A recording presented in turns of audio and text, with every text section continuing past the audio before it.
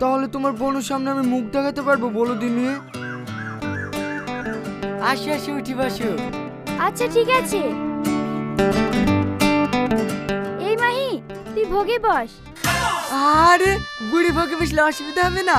আসো আসো বুড়ি, সামনে বসো।